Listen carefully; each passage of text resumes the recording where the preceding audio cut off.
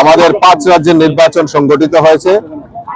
বিশেষ করে আমাদের পশ্চিম বাংলায় আমাদের যে ঐতিহাসিক জয় এবং পশ্চিম বাংলা তার পাশাপাশি আমাদের আসাম পন্ডিচেরিতেও ভারতীয় জনতা পার্টির সুবিশাল জয় হয়েছে।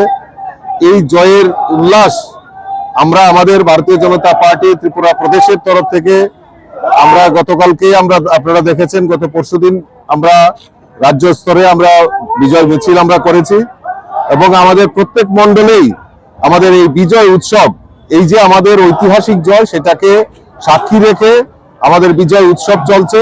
আজকে নয় বনমালীপুরের মণ্ডলের উদ্যোগে আজকে এই বিজয় মিছিলে আমরা সবাই সমবেত হয়েছি।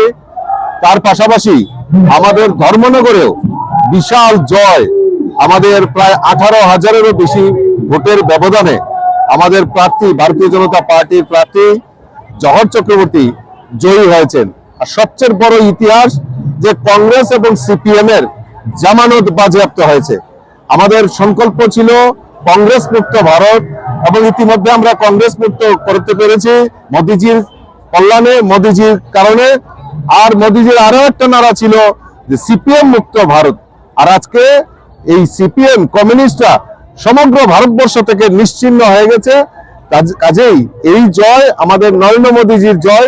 এই নরেন্দ্র মোদীজির যে বিকশিত ভারত, এই বিকশিত ভারতের সংকল্প যাত্রায় মানুষ যেভাবে সমর্থন করছে, প্রত্যেক রাজ্যে ভারতীয় জনতা পার্টি সরকার হচ্ছে।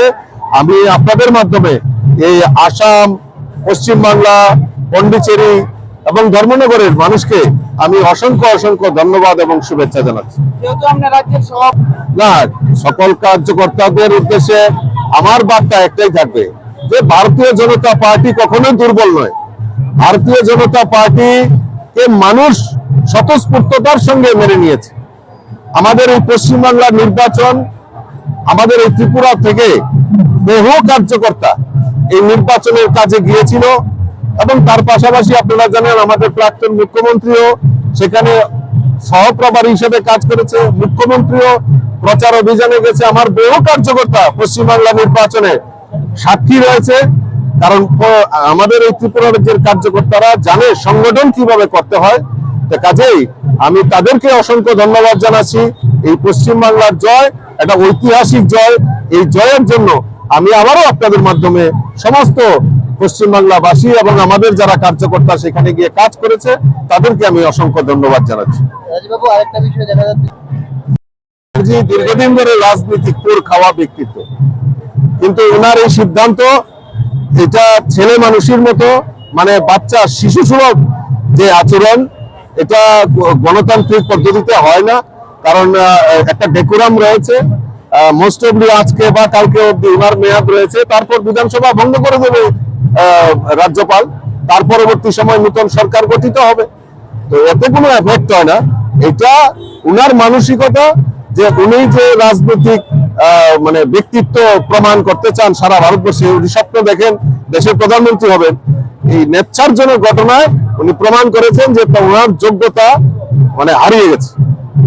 इस अक्षय तृतीया स्वर्ण कमल लाया है स्वर्ण अक्षया ऑफर 14 अप्रैल से 2 मई तक। पाइए डायमंड ज्वेलरी पर 100% मेकिंग चार्ज ऑफ और गोल्ड ज्वेलरी पर 30% मेकिंग चार्ज ऑफ। हर खरीदारी पर अश्योर्ड गिफ्ट्स, साथ ही जीतिए 2 गोल्ड नेकलेसेस, 11 गोल्ड कॉइन्स या 5 डायमंड रिंग्स लकी ड्रॉ में और अपना पुराना सोना बदलिए पूरी कीमत पर। आज ही विजिट करें स्वर्ण कमल ज्वेलरी, अगरतला, उदयपुर और धर्मनगर। TNC apply. আগরতলানি বাগবাড়িও Rajarshi college of education and skill তঙ্গো ও কলেজ ত্রিপুরা হাস্তেনি কাইসা কাহামকো কলেজ তাঙ্গै হিংকে ও কলেজও रोंसोरोंनानि लगी लगी काहाम काहाम स्किल फोरोंजागु 2026 नि सिमि 2027 बिसिनि एडमिशन चेंगै रिजाखा और BSc तै BA नि लगी लगी AI AutoCAD electronics computer hardware skill बो सोरोंनानि सेब रिजागु तै ओ कलेजो स्कॉलरशिप ते इंस्टॉलमेंट बाय सेमिस्टर फी रिनानि बो शेप तंगो ते गर्ल्स हॉस्टल नि बो शेप तंगो एडमिशन नि बागै तिनि नो चंगबाय करंगदि चिनि वेबसाइट नि मुं अंखा www.rajarsicollege.in